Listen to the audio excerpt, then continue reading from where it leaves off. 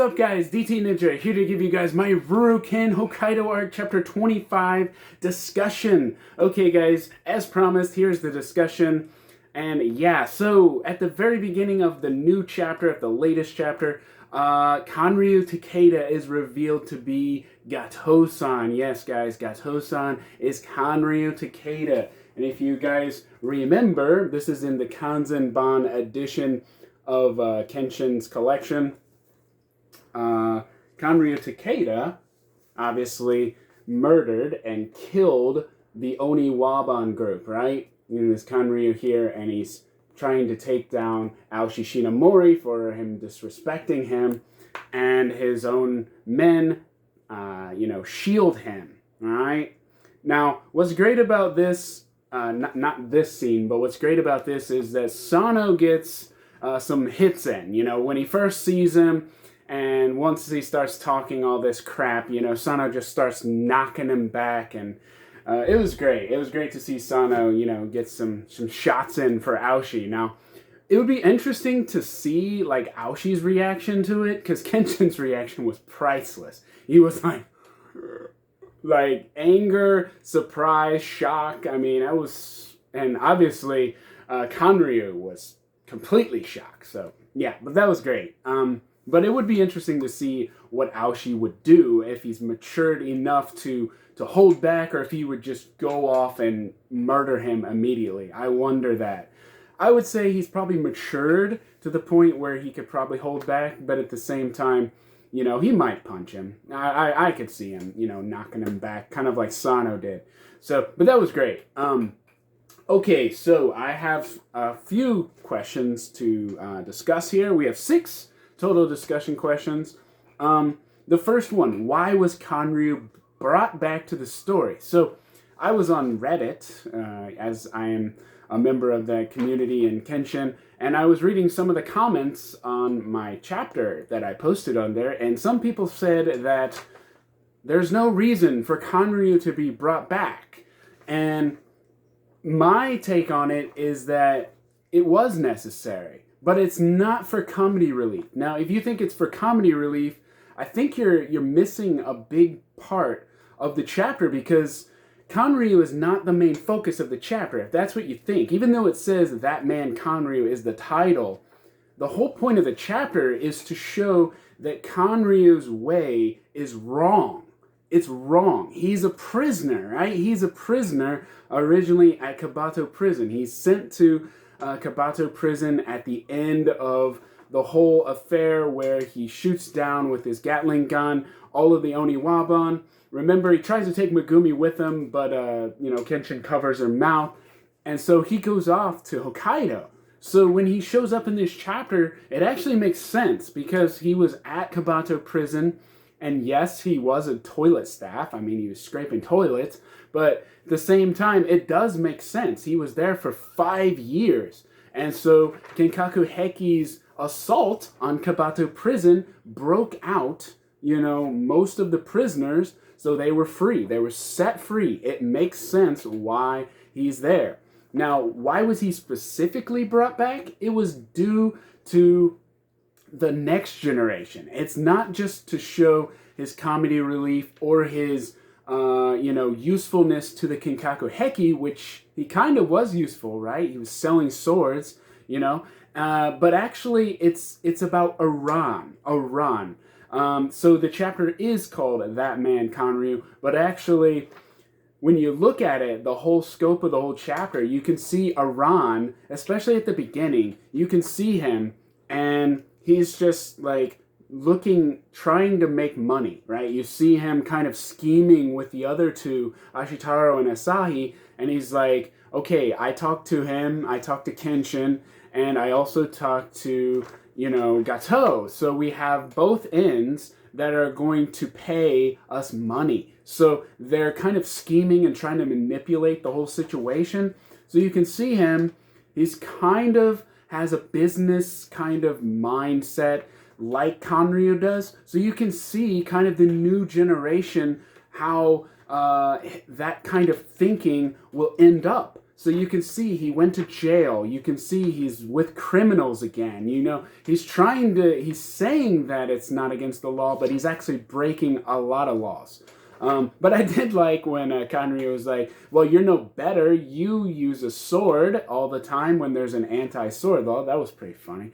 But that's not the same thing as breaking out of jail. But anyways, the point here is that Aran, this character, Aran, he is kind of the next generation thinking, especially like Kanryu. He's very intelligent. He thinks like business-like. You know, he can think kind of like him, and he likes money. He wants to make money. That's another thing. That's another thing that relates to him. And Kenshin says, do you want to be like him?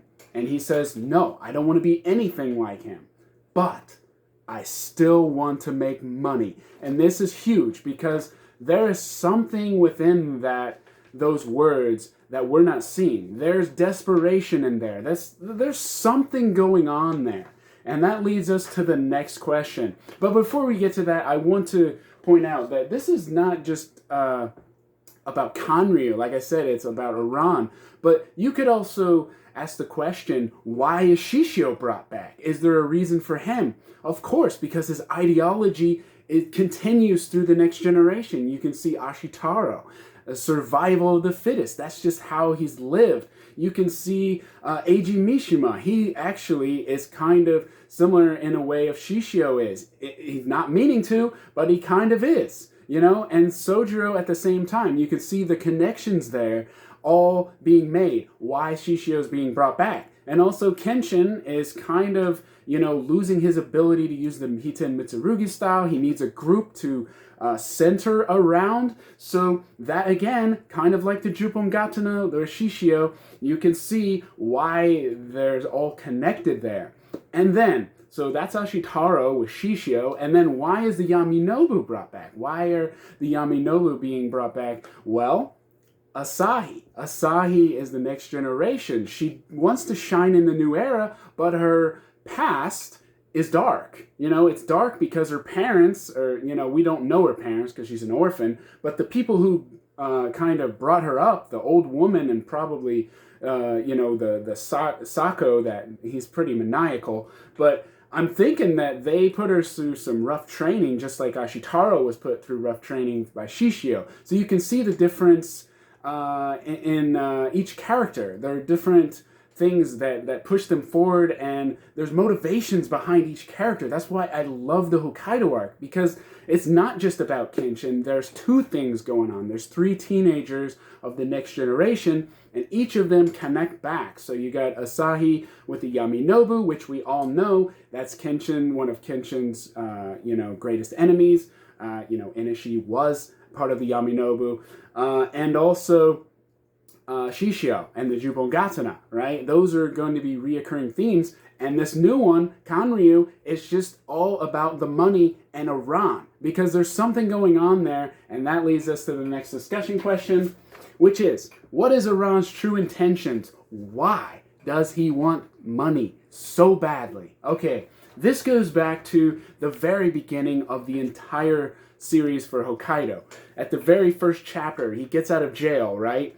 They meet, he meets Ashitaro, and he goes on to explain about himself. Ashitaro's not paying attention, but we were, right?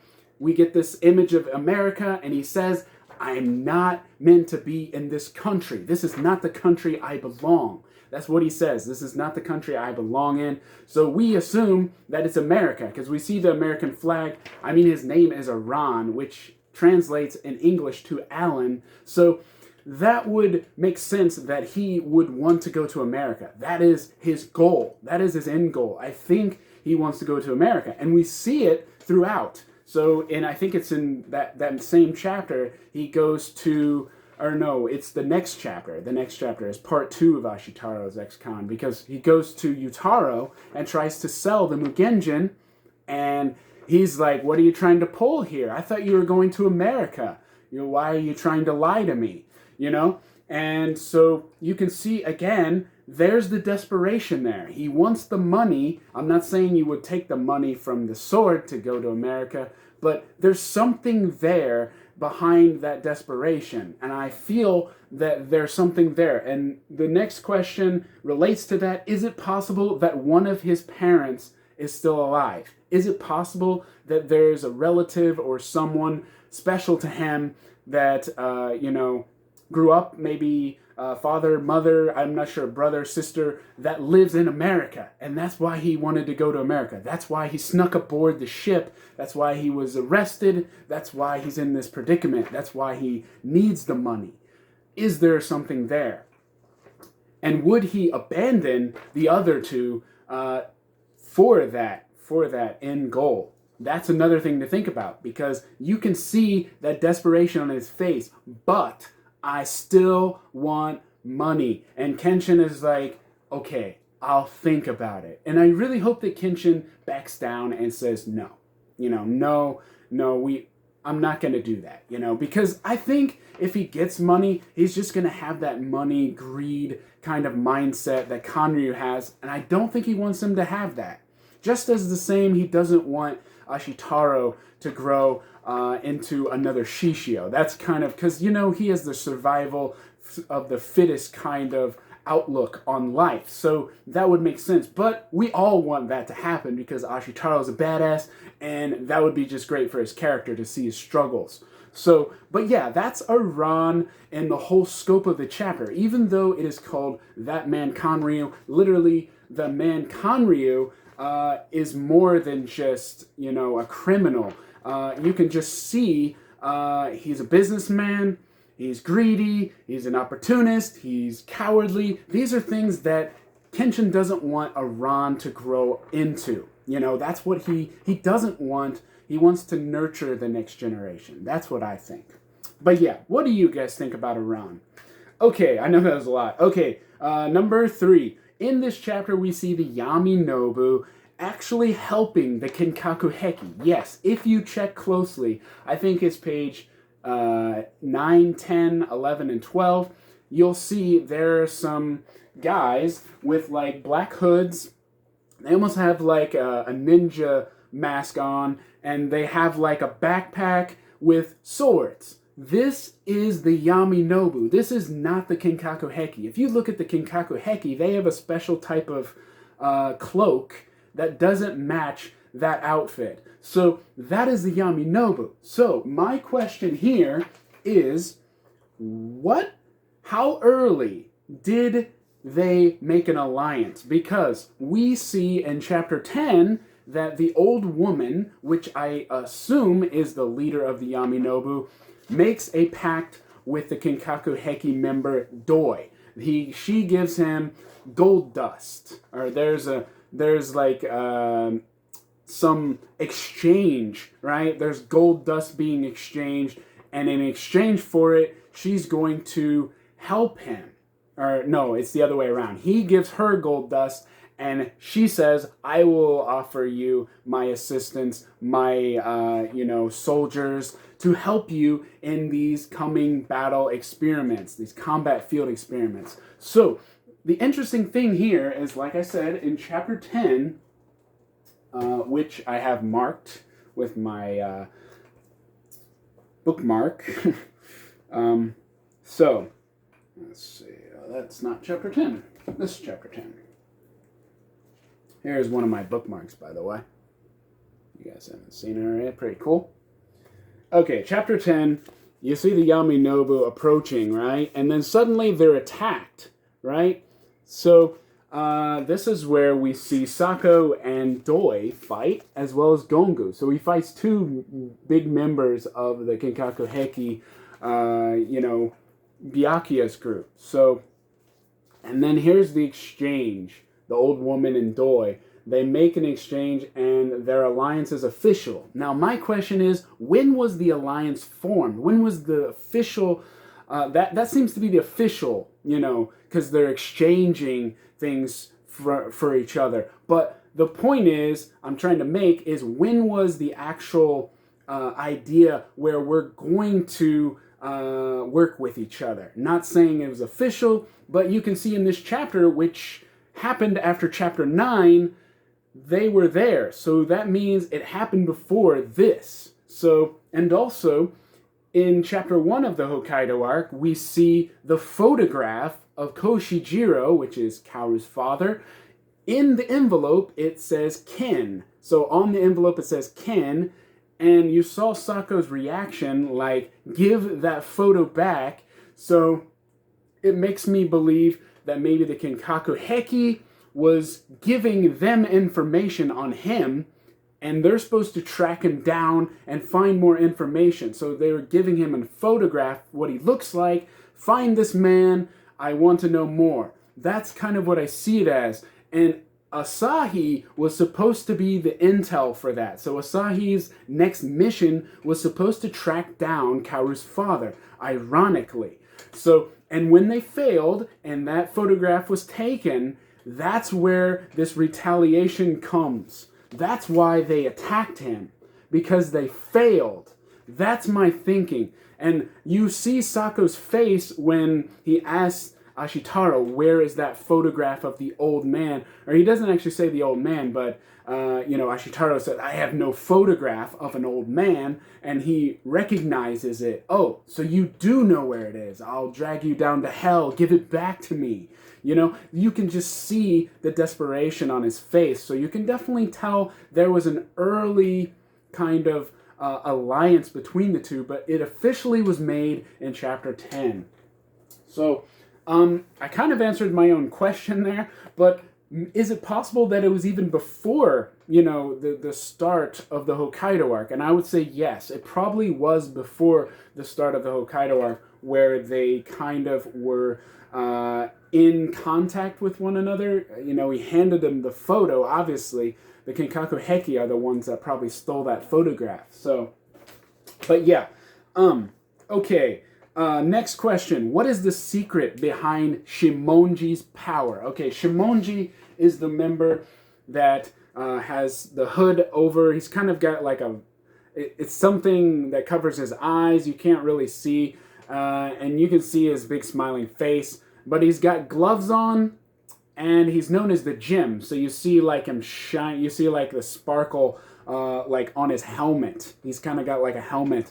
And so this guy shows some, and he's one of the generals of the Kinkaku Heki. He like moves his hands like this, and suddenly he disarms all the prisoners who have swords. So we're thinking like, okay, this guy's pretty badass, right? Maybe he has some kind of repulsion technique where he can just, and then I thought about it, there's another member, Higo, which was the member of the Kabato prison assault. He was the general.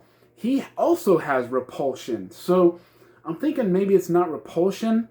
Maybe it's like sound waves or something. It seemed like he attacked invisibly. I don't know. But anyways, we know that he has kind of ultrasonic hearing or something, because he attached his sword all the way to Gato's house, and he listened in on Kenshin's meeting. So we know he's got some kind of ability that has to do with his auditory, in his ears. So we know there's something there. But as far as a swordsman, I don't know. But I do know he has some gloves on, which means he's hiding something under there. I don't know if it's metal, which would be interesting. I mean, this is the Kinkaku Heki. I mean, he could be the metal man for all we know. But yeah, that's my thinking on Shimonji. He's pretty badass. I like him. But I think he's kind of jumping the gun to say that I've already, kind of got the tiger by the tail. Basically, he's saying, or the dragon by the tail. Basically, he's saying that he's already trapped Kenshin where he wants him. And he's sending his own men there. So if he has him where he wants him, why doesn't he go there and finish him off? My thinking is he's a little hesitant to fight Sano because he don't know anything about Sanosuke. He's been gone for a while. He knows him, but he doesn't know. And also Kenshin is a wild card as well, because we've seen Byakuya kind of underestimated him as well. So, yeah, I think that he's going to send his men in there just to see what happens. But yeah, that's my thinking on Shimonji. Maybe he's got some kind of metal gauntlet or some metal hands. I don't know. There's something he's hiding, because you know in Byakuya he had the plate springs, which were big, and like knocking things down and catching blades and bullets. I mean, yeah. So there's something there.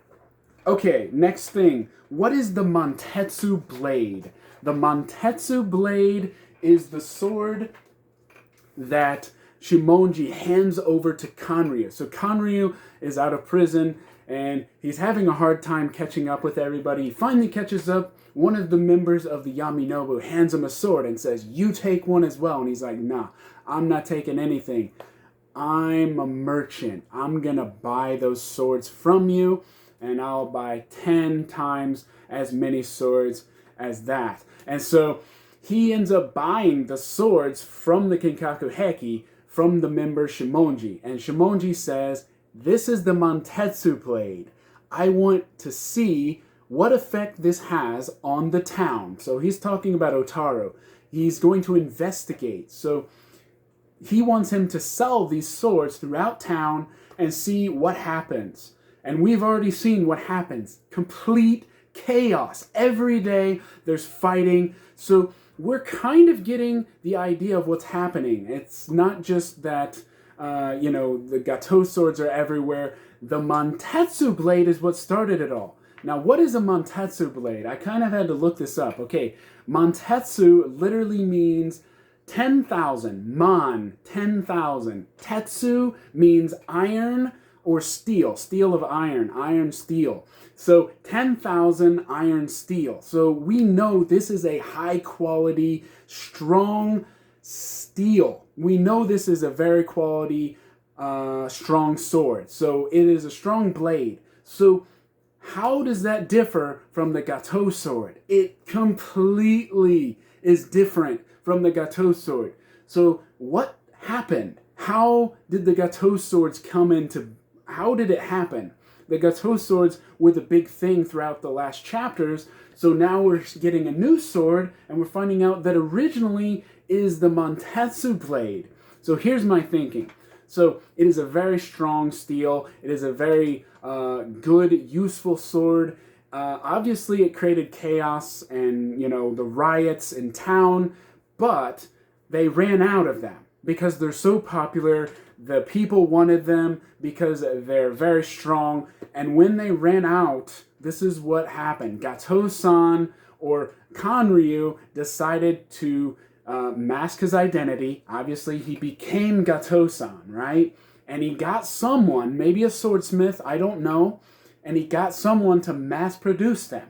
Now, he probably gave them an idea of what the Montetsu blade looked like. That's why they look nice, but the quality is awful. It's very awful. You can see Sano smashes one of the Gato blades with one hand without using Futai no Kiwami, without using very much strength at all, and just snaps in half. And you can actually see Kenshin in chapter 23 look at the sword, and immediately he knows that this sword is no good. Like, he literally can figure that out just by looking at it. So this is what I'm talking about right here. Kenshin looks at the sword after Sano breaks it, and he looks at it, and he can almost tell immediately, this is not right.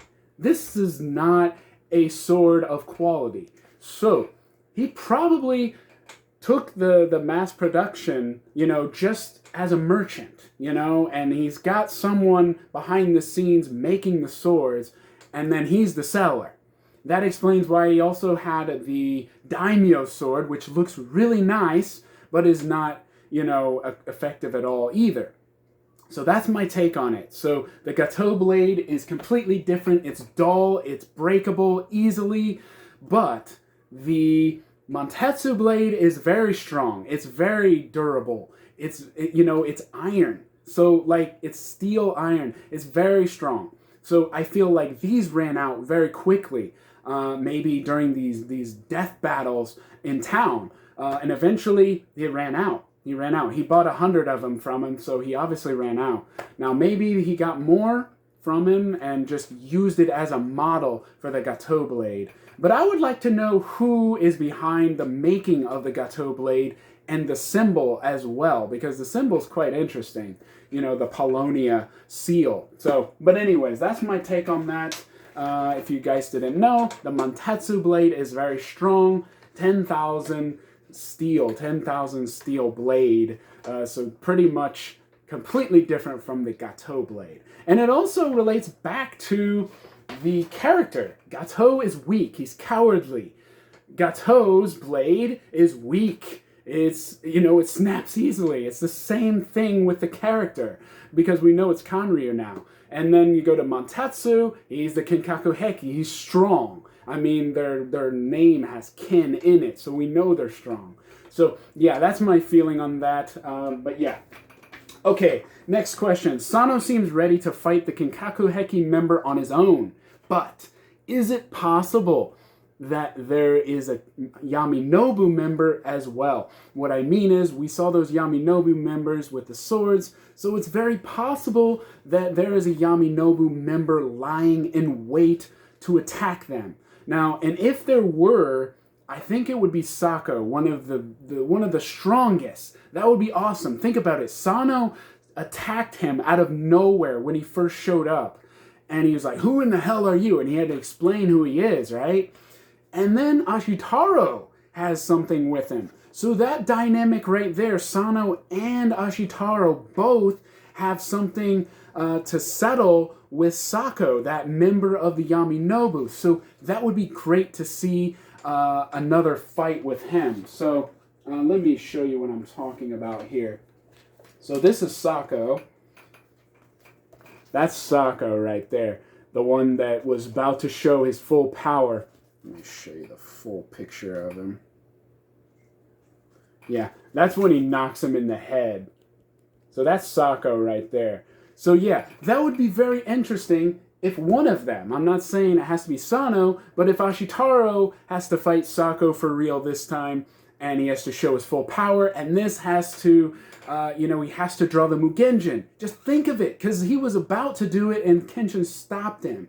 That would be awesome. So this is my thinking. You have Sano versus Shimonji, okay? You got unknown versus unknown, because he doesn't know his power. He doesn't know his power. They know Kenshin's power. Then you got Ashitaro versus Sako. You got two very strong characters here. One who hasn't showed his full power, and the other hasn't shown their full power. There's just like a clash waiting to happen. And then you got Kenshin, who probably is going to face the lesser character, probably Ono, one of the members of Kinkaku Heki. Now, I'm not saying Kenshin doesn't have to have any, he doesn't have to be, he has to sit back, but I think that he's going to have a lesser, role in this fight, because he made a promise to Kaoru, Sano did, that he's going to be the one to take charge of this fight. And I feel that that's the way it's going to happen. So maybe Kenshin's going to have to fight off a bunch of the Yaminobu. Maybe Sako's going to fight Sano or Ashitaro. And then Sano is going to fight Shimonji.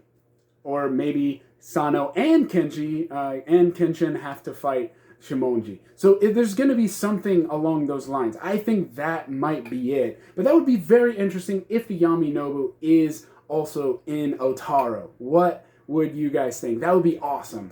That's my thinking there. Because it just seems like Shimonji is like the main guy there. But like after he's defeated, like I think like they could take back the town, right? So it seems almost too easy. And the way he was very hesitant makes me think there's another person lying in wait. And Sako is a very strong character. He took on 2 Kinkaku Heki members alone. So, yeah.